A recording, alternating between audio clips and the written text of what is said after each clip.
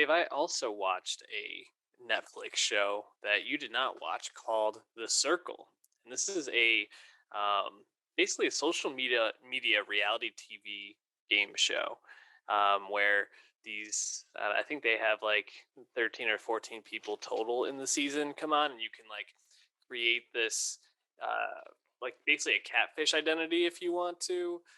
You can be yourself. You can be a version of yourself that you want to portray on the show. They give you challenges. The people never meet until one person gets kicked off, and then they're not allowed to say like the person that they choose to go meet if that person's a catfish or not. So it's kind of like a blind, kind of show that you're trying to figure out if people are being genuine or not.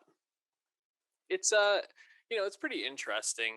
The first season I watched, it was definitely a new type of show, and they were kind of figuring it out.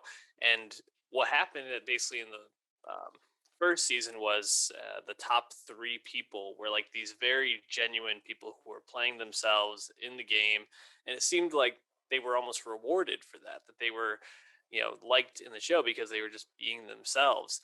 This season was kind of the opposite. In the final five, I think three were catfish. And two were genuine, and I think one of the genuine people came in second.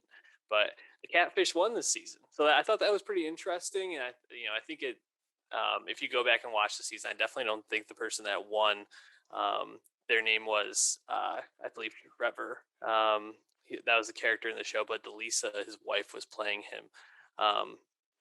She won, and she was a great character. But the runner-up was this girl named Chloe Veitch, who was also on the show Too Hot to Handle.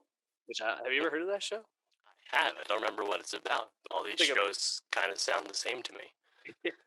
It's I'm pretty sure it's like a British like dating show or something like that. But she was great. She was super genuine, nice. I really wanted her to win.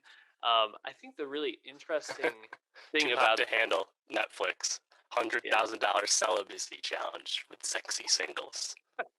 Interesting. Which is really funny because after the show ended, it seems like she's now dating a contestant who is like openly a virgin on the show. So maybe taking some tips from Too Hot to Handle. But just like I think the one thing I thought was really funny about this season was they had a person who came on and tried to catfish as Lance Bass because they were Lance Bass's personal assistant.